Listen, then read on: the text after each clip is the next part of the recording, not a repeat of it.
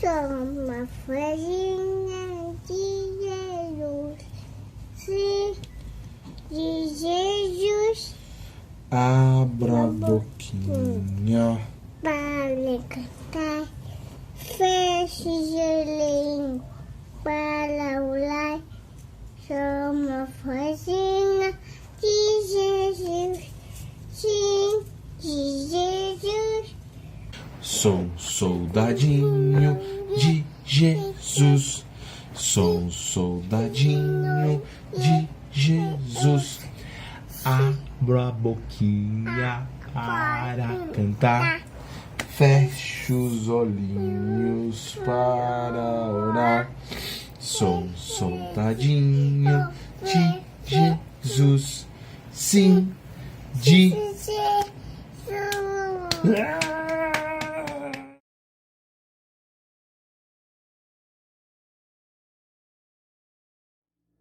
Olá, irmãos, bom dia, graça e paz. Acompanhem comigo a leitura bíblica do Salmo 19. A excelência da criação e da palavra de Deus. Os céus proclamam a glória de Deus e o firmamento anuncia as obras das suas mãos. Um dia discursa a outro dia e uma noite revela conhecimento a outra noite. Não há linguagem nem há palavras, e deles não se ouve nenhum som. No entanto, por toda a terra se faz ouvir a sua voz, e as suas palavras até os confins do mundo. Aí pôs uma tenda para o sol, o qual, como noivo que sai dos seus aposentos, se regozija como herói, a percorrer o seu caminho. Principia numa extremidade dos céus, e até a outra vai o seu percurso, e nada refoja ao seu calor. A lei do Senhor é perfeita e restaura a alma. O testemunho do Senhor é fiel e dá sabedoria aos simples. Os preceitos do Senhor são retos e alegram o coração. O mandamento do Senhor é puro e ilumina os olhos. O temor do Senhor é límpido e permanece para sempre. Os juízos do Senhor são verdadeiros e todos igualmente justos. São mais desejáveis do que ouro, mais do que muito ouro depurado, e são mais doces do que o mel e o destilar dos favos. Além disso, por eles se admoesta o teu servo, em os guardar à grande recompensa. Quem há que possa discernir as próprias faltas? Absolve-me das que me são ocultas. Também da soberba guarda o teu servo, que ela não me domine. Então serei irrepreensível e ficarei livre de grande transgressão. As palavras dos meus lábios e o meditar do meu coração sejam agradáveis na tua presença, Senhor, rocha minha e redentor meu. Amém. Meus caros irmãos, minhas irmãs, que bom tê-los aqui. Sua presença é muito importante no nosso culto de louvor e adoração a Deus. Muito obrigado pela sua companhia, pela sua presença para este momento rico de comunhão e aprendizado da Palavra de Deus. E eu quero dizer que estou muito feliz mais uma vez em poder trazer esta palavra no culto desta manhã e me alegro muito pelo fato de estar bem melhor em relação ao meu estado da semana passada. A minha voz ainda não está perfeita, não é? Essa Covid é danada, ela dificulta mesmo a gente, não é? Mas estou muito bem, graças a Deus por isso. E quero agradecer a sua oração e a sua intercessão, porque eu sei que você orou por mim nestes últimos dias. Também fica aqui a minha palavra de incentivo a que todos nós continuemos a orar por aqueles que estão adoentados e por suas famílias. Vamos então ao texto de hoje, ao texto de nossa mensagem matutina, que se encontra no livro de Gênesis, no capítulo 32. E nós vamos ler do versículo 22 ao versículo 32. Gênesis 32, de 22 a 32. Vamos ler então. Levantou-se naquela mesma noite tomou suas 2 mulheres, suas 2 servas e seus 11 filhos e transpôs o val de Jaboque. E o texto se refere, evidentemente, a Jacó. Tomou-os e fê-los passar o ribeiro. Fez passar tudo o que lhe pertencia, ficando ele só. E lutava com ele um homem até ao romper do dia. Vendo este que não podia com ele, tocou-lhe na articulação da coxa, deslocou-se a junta da coxa de Jacó na luta com o homem. Disse este: deixa-me ir, pois já rompeu o dia. Respondeu Jacó: não te deixarei ir, se não me abençoares. Perguntou-lhe, pois, como te chamas? E ele respondeu: Jacó. Então disse: já não te chamarás Jacó, e sim Israel, pois como príncipe lutaste com Deus e com os homens, e prevaleceste. Tornou Jacó: dize, rogo-te, como te chamas? Respondeu ele: por que perguntas pelo meu nome? E o abençoou ali. Aquele lugar chamou Jacó Peniel, pois disse: vi a face de Deus, vi a Deus face a face, e a minha vida foi salva. Nasceu-lhe o sol, quando ele atravessava Peniel e manquejava de uma coxa. Por isso os filhos de Israel não comem até hoje o nervo do quadril na articulação da coxa, porque o homem tocou a articulação da coxa de Jacó no nervo do quadril. Lemos Gênesis capítulo 32, do versículo 22 ao versículo 32. Queridos irmãos e irmãs, a nossa mensagem desta manhã visa nos falar de um tema que eu julgo muito importante, que é o tema da mudança ou das mudanças. Nós não gostamos de mudar. Eu acho que você vai concordar comigo. Nós não gostamos de mudar de casa, não é? Tem gente que gosta, mas eu acho que a maioria se incomoda quando tem que fazer toda aquela mudança, tem que pegar as coisas e arrumar para transferir de um lugar para o outro, não é? Nós somos mais ou menos que nem os gatos, né, que gostam dos lugares onde estão. Nós não gostamos de mudar, portanto, porque nós nos acostumamos às situações da vida. Nós não gostamos de mudar de lugar e nem de mudar de situação. Nós gostamos de ficar com os valores que sempre tivemos, com as ideias que estão arraigadas na nossa vida desde a nossa infância. Mas, queridos irmãos e irmãs, se há algo na nossa vida que tem que acontecer, e isto é o ensino que vem de Deus, da palavra de Deus, se há algo em nós que tem que ocorrer, é a mudança, ou são as mudanças. Porque é isto que a Bíblia fala que acontece quando Jesus vem morar no nosso coração. As coisas se fazem novas. Aquilo que era antigo, aquilo que era velho é abandonado e tudo se transforma, tudo se faz novo. E na verdade, se isso acontece em primeiro lugar, porque ao nos alcançar, o Senhor Jesus Cristo nos faz com que Deus nos olhe olhando através dele, e portanto há uma mudança total, radical, absoluta. Essa mudança também diz respeito às coisas que vão acontecendo na nossa vida. E o que me impressiona é que nesse texto nós vemos um homem difícil, Jacó, todo mundo conhece a história dele, não é? Que também tinha muita dificuldade para mudar, como todos nós. Aliás, Jacó é uma das personalidades mais difíceis, mais complicadas, mais estranhas da Bíblia, especialmente do Novo Testamento. Porque ele já nasceu numa situação que, quando a gente lê lá o texto bíblico sobre o seu nascimento, a gente percebe que ele sempre estava assim, enrolado com as coisas da vida. As coisas na vida de Jacó nunca eram claras, nunca eram transparentes. Ele sempre estava querendo tirar algum tipo de vantagem. E a vida toda Jacó passou assim. e isso lhe causou muitos contratempos, inclusive a inimizade do seu próprio irmão Esaú.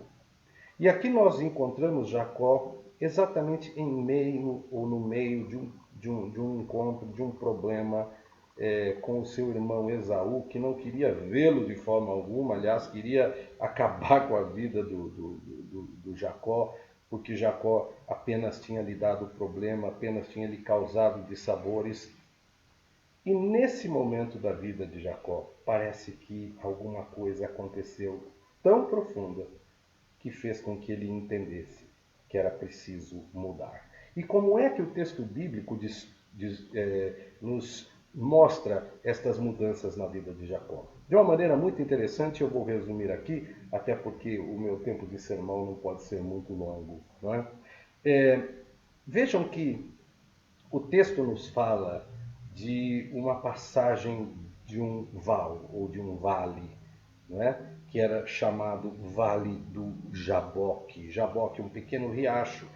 Vocês sabem que quando há um vale, normalmente, né, e a gente quando estuda geologia sabe disso, é porque ou passou um rio ali ou porque passa. Não é? E ali passava um ribeiro, um riachinho, um riozinho, né, nesse Vale do Jaboque. Jaboque é o nome do ribeiro, do riacho. E simbolicamente, aquela passagem do Vale do Jaboque para Jacó se tornou, e eu digo simbólica, mas foi concreta, foi real, um momento, um instante de profunda alteração do seu comportamento. Porque diz o texto que, ao encontrar o riacho, Jacó fez com que passasse para o outro lado toda a sua família, não é? E ele ficou, embora tivesse com a família já transposto o Vale do Jaboque, ele ficou desse lado aqui. E a simbologia está exatamente no que aconteceu, porque diz o texto bíblico que, estando ele só, ele passou a lutar com um homem que ele não conhecia, não conseguiu identificar, até o romper do dia. E esse homem o impedia, aparentemente, de passar, ou talvez, e isto me parece muito mais claro, na verdade o incentivava a passar, mas mostrava a ele que para que ele passasse do outro lado era preciso que acontecessem algumas coisas. Naquele momento havia de ser tomada uma decisão definitiva na vida de Jacó. E, portanto, isto de fato aconteceu porque a vida de Jacó foi tocada, foi transformada, e quando ele passou já manhã, não é? O Vale do Jaboque, ele já era uma outra pessoa. O que aconteceu ali no Vale do Jaboque, naquela luta com aquele homem que, com o tempo, Jacó foi percebendo que não era um homem qualquer, mas era um anjo, era um enviado de Deus, era uma teofania de Deus. A palavra teofania, ela é teológica, mas ela é muito interessante porque teofania significa uma aparição de Deus. E Deus apareceu a Jaboque como um anjo, ou um homem especial, diferente, mas Jacó reconheceu que tinha estado diante de Deus. Era Deus que estava ali no vale com ele. E o que acontece a princípio é que naquela luta, diz o texto bíblico, no versículo 25, Jacó sofreu um ferimento. Diz o texto, vendo este, o anjo no caso, não é, que não podia com ele, Jacó tocou-lhe na articulação da coxa, deslocou-se a junta da coxa de Jacó na luta com o homem. E complementa o texto mais à frente, não é? No versículo 31. Nasceu-lhe o sol quando ele atravessava Peniel e manquejava de uma coxa. Ou seja, quando Jacó lutou com Deus, lá no Vale do Jaboque, Deus tocou a coxa de Jacó e a feriu na articulação, no nervo, de tal maneira que quando Jacó passou para o outro lado, ele estava ferido, e esse ferimento o deixou manco pelo resto da vida. Alguém poderia dizer, mas por que Deus fez isso com Jacó? E na verdade, isto era necessário, porque simbolicamente Jacó, a partir dali, ficou marcado por Deus. E essa marca na coxa de Jacó, por força da sua articulação prejudicava, lembrava sempre a Jacó daquele dia lá no Jaboque, quando Deus tocou o seu corpo e o feriu. Aqui nós temos, não é, a marca de Deus. A marca de Deus na vida de Jacó, no corpo de Jacó. E eu diria que essa marca não era uma maldade de Deus, evidentemente, mas uma forma de fazer com que Jacó percebesse que ele, para mudar, precisava estar disposto a se deixar marcar e a se tornar dependente de Deus. E essa dependência ia marcar totalmente a sua vida dali em diante. E Jacó compreendeu isso porque, na verdade, ele estava lutando com Deus, mas essa luta não era contra um adversário.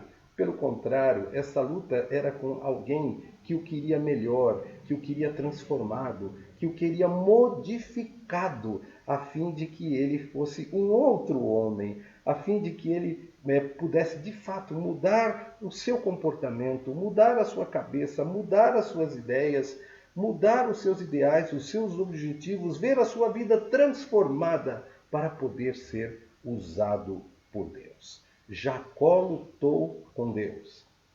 E diz o texto que Jacó prevaleceu. Isso não significa que Deus foi derrotado, mas significa que Deus foi vitorioso, porque Deus queria exatamente fazer com que Jacó, naquela passagem pelo vale do Jaboque, fosse profundamente tocado e transformado, ferido no seu ego, na sua prepotência, na sua arrogância, para que, ferido por Deus, ele pudesse se tornar maleável nas mãos do Senhor.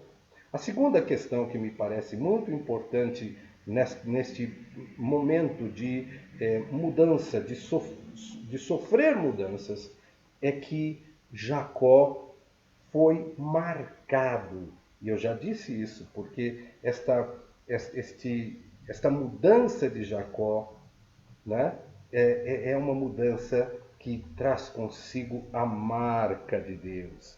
Ele ficou marcado pela presença de Deus na sua vida. Ele ficou marcado pela palavra de Deus. Ele ficou marcado na sua vida pela ação de Deus no seu coração, no seu corpo, na sua vida, na sua existência. A pessoa que deseja servir a Deus tem que entender que para servir a Deus ela precisa se deixar marcar. E marcar aqui é o quê? É identificar. Deus, ao marcar Jacó, o identificou como alguém que lhe pertencia. Deus o tocou profundamente para que Jacó, a partir daquele momento, pudesse se sentir de fato identificado com a vontade, com o querer, com os desejos de Deus. E eu quero dizer aos meus queridos irmãos aqui que ninguém pode ver a sua vida mudar para melhor se não se deixar marcar por Deus e se não se deixar transformar na sua identidade, que é o que nós temos de mais profundo, que é o que nós temos de mais particular. Nós precisamos nos deixar marcar por Deus, e essa mudança da marca de Deus em nós vai fazer com que nós nos transformemos e até modifiquemos o nosso nome, não é? Com Jacó aconteceu isso, não foi? Nos diz o texto bíblico que, versículo 31, não é? Ou melhor, versículo 28. Então disse o homem, o anjo, a Jacó, já não te chamarás Jacó, e sim Israel, pois como príncipe lutaste com Deus e com os homens e prevaleceste. Então Jacó mudou de nome. Deus mudou o nome de Jacó. E a mudança de nome aqui tem exatamente a ver com a identidade. Já não servia mais a identidade antiga para Deus. Deus queria um novo homem e lhe deu um novo nome. E assim também um dia nós teremos um nome novo, não é? Que nós ainda não conhecemos, mas Deus conhece. De todo modo, Deus quer nos transformar. E se eu vou continuar a chamar Eber, né, até o fim dos meus dias neste mundo, fato é que a minha identidade tem que ser transformada. Fato é que a minha identificação tem que ser com Cristo Jesus. Fato é que as minhas emoções, as minhas vontades, os meus caminhos precisam se identificar com os caminhos de Deus. Assim, queridos irmãos, e eu estou terminando, nós podemos perceber, e eu digo isso com muita alegria, que o Jacó que emergiu daquela situação, daquele evento, lá para o outro lado do Vale do Jaboque, que não era mais Jacó, mas era Israel, o novo nome que ele recebeu do anjo, viu a sua vida se transformar naquele dia.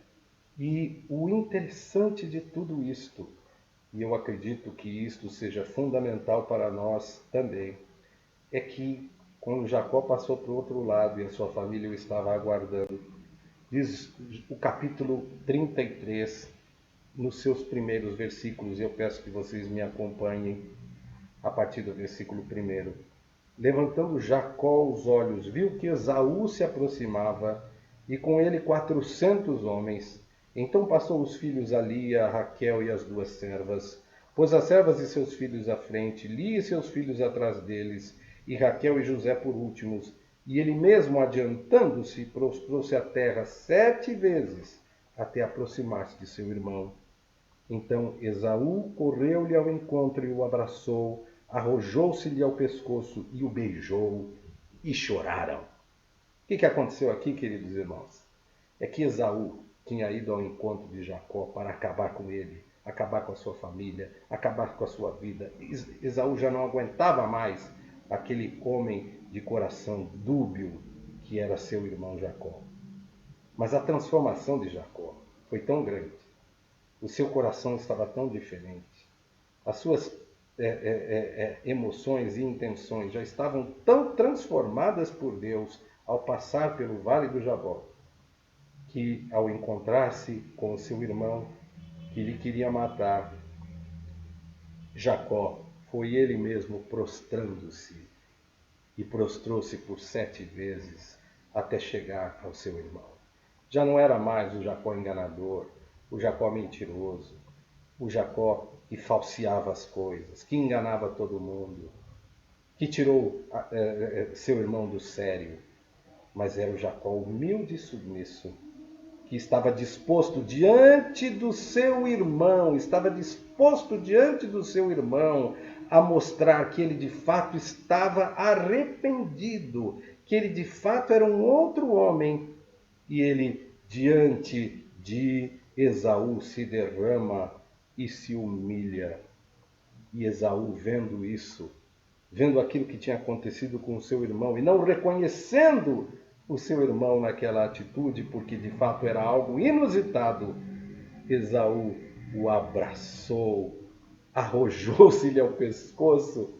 Eu posso imaginar essa imagem de Esaú agarrando o pescoço de Esaú, não para esganá-lo, mas para o beijar. E choraram naquele dia extraordinário. Queridos irmãos e irmãs, Deus quer mudar a nossa vida. Mas a gente só vai saber se mudou mesmo quando as pessoas que convivem conosco derem o testemunho da mudança. Eles são o nosso termômetro que de fato nós mudamos. Assim como Esaú foi o termômetro das mudanças da vida de Jacó e reconheceu que ele estava diferente, assim também nós precisamos que as pessoas vejam em nós as mudanças, para que elas não sejam mudanças apenas cosméticas, apenas palavreado vazio, apenas sentimentos e emoções que não se concretizam em transformação. E quando isto acontece, a nossa vida se modifica e as pessoas que convivem conosco percebem estas mudanças. Queridos irmãos e irmãs, é isso que precisa acontecer conosco. Nós temos que nos deixar mudar, modificar, transformar pelo Espírito de Deus. Não resista às mudanças. Abra o seu coração às transformações. Deixe que a sua mente, seu coração sejam transformados por Deus e você vai ver que os seus filhos, seus pais, seus irmãos, sua mulher, seu marido, seus amigos vão perceber que Deus te fez uma outra pessoa. Que Deus nos abençoe, que nos deixemos transformar por Ele e que a nossa vida seja um testemunho, sempre diante dos homens, dessa grande transformação. Amém.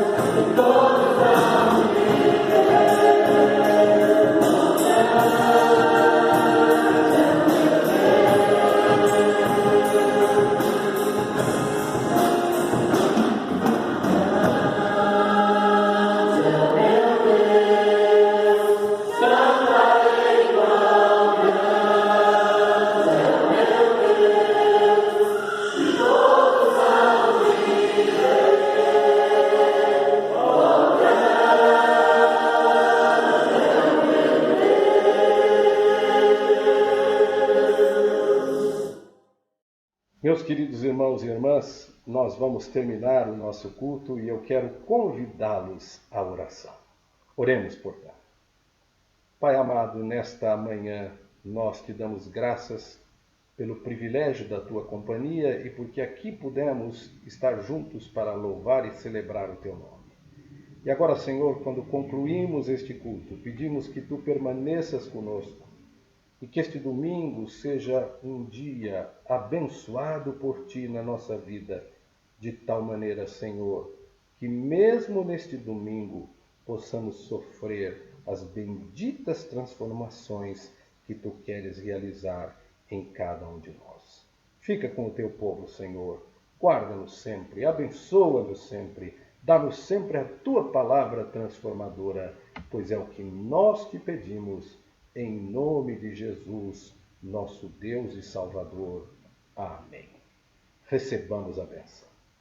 E que a graça do nosso Senhor e Salvador Jesus Cristo, o amor de Deus, o nosso Pai amantíssimo, a comunhão, a companhia e o ensino do Espírito Santo repousem sobre todos vós, irmãos e irmãs, e sobre todo o povo de Deus disperso pela terra, não somente agora, mas por todos sempre. Amém.